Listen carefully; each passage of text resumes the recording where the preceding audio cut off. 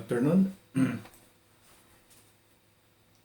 I will be discussing this afternoon uh, volumes using the so-called circular disc method.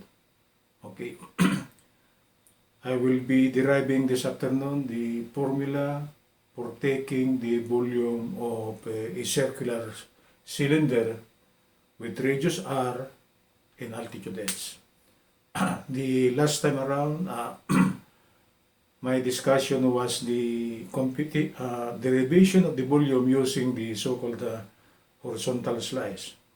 But this afternoon, I will show you the derivation using the so-called vertical slice. The outcome should be the same. Okay. Lesson number 62. Integral Calculus on my channel, Lesson 62. The topic is volume using circular disc. Okay? Circular disc. There's no hole at the middle. Okay? Our problem this afternoon will be the derivation of the formula for taking the volume of a right circular cylinder with radius r and altitude s. Okay, I will read the problem. Derived by using integration the formula for the volume of a cylinder, right circular cylinder with radius r and height or altitude h. Meaning, we will derive volume as a function of radius and altitude. Okay. My previous discussion, we have derived already the volume using the horizontal slice. And actually what comes out is pi r square h. Okay. That is by using the horizontal slice. Okay. We rotate the differential area with respect to the y-axis. That was our first solution the last time around. Okay. We rotate this one complete revolution to obtain the right circular cylinder. Our solution for this afternoon is not by using horizontal slice. It is by using vertical slice. Okay, let's try to bring out the correct figure on the Cartesian coordinate system, plotting the graph of the right circular cylinder. This is the y-axis, x-axis. Okay. I cut the right circular cylinder in half and I place it horizontally along the x-axis. I cut it at the middle. So this will be radius r, this radius r. And this length here is h. It's the altitude. I plot the altitude horizontally. There's no violation on that one, right? Okay, because to obtain a vertical slice, the altitude should be horizontal, so we will rotate that vertical slice with respect to the x-axis. Okay, so actually, if we now try to place the designation of the coordinates of the cylinder, this point here should be with coordinate h and r. H and r. Meaning this length here with respect to the y-axis is h, and this height here with respect to the x-axis it is r. So actually the coordinate of this corner of the cylinder is h and r. That's all what we need. Okay. Then we will draw a vertical slice. And if we try to enlarge the vertical slice, it is something like this. I enlarge it. This point here corresponds to this. I designate that as YH, Y higher. This point here, okay, corresponds to this. I just enlarge it, guys. It is Y lower. And this height here will be the radius of the circular disc. Radius. Okay? So to obtain the volume of the cylinder, we will rotate this differential area one complete revolution with respect to the y-axis. So the rotation is something like this. Okay, we will rotate this one. So it's actually a volume. There's no hole at the middle. Okay. Differential volume is actually differential area times thickness. Okay.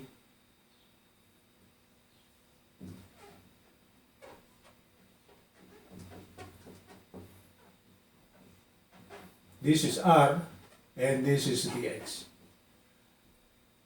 To get the volume of the circular disc for one complete revolution, just take the area of the circle, okay, times the thickness. And this area here is actually differential area. It is this. So this area here times the thickness represents the volume. Since this is differential area, the left hand side should be differential volume. Therefore, differential volume is actually differential area times thickness. And for a circle, this is pi radius square times thickness. Okay? But from the given figure, our radius is actually y higher minus y lower. And luckily, y lower is 0. And y higher is equal to r. Why? This is a straight line, this is a straight line.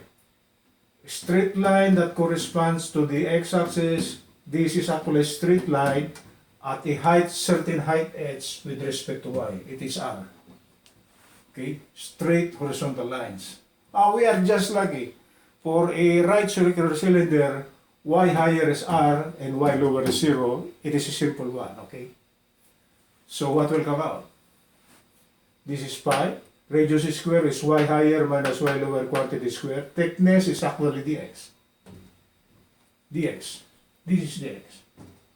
Okay? Times dx. So this should be pi times the quantity. Y higher is r minus 0 quantity square times dx. This is times dx.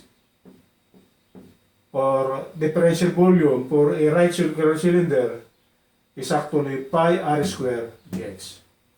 Then to compute for the volume of the right circular cylinder, integrate both sides. Right? Therefore, the integral of the differential volume equal to the integral, okay, of pi r square dx. Okay, let's now try to bring out the lower and upper limit.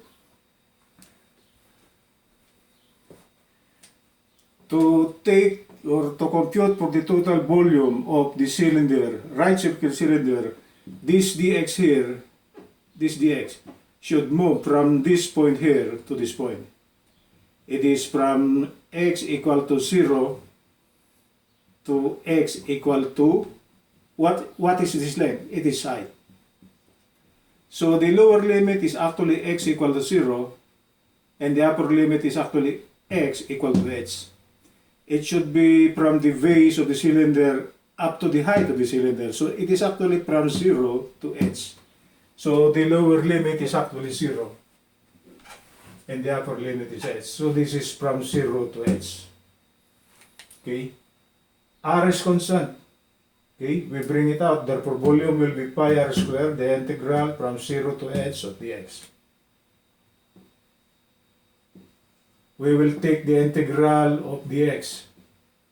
Okay, that will just be simply x, simple integration. Okay, with the limit from 0 to h. Volume now will be pi r squared. This is times h minus 0 close quantity. Upper limit minus the value of the lower limit. But this is now 0. So actually the right hand side is actually pi r squared times h.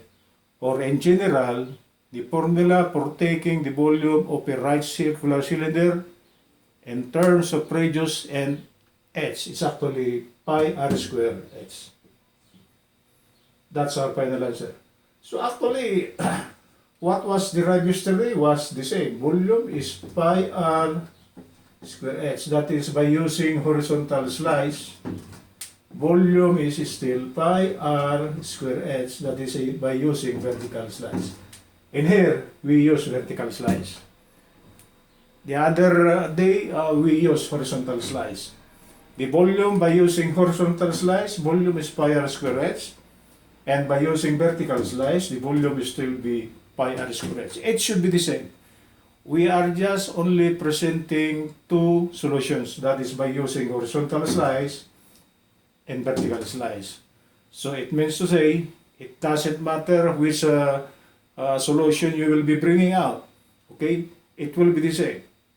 So in the exam, they are asking for the volume in terms of radius in r, and they are not specifying the solution if it could be, it will be horizontal slice or vertical slice. You could bring out the solution you want, and still the volume will be the same. Okay, that's it, guys. That is the derivation of the formula for taking the volume of a right circular cylinder in terms of radius r and h. That is, volume is equal to pi r square h. Okay, good afternoon, Los Angeles.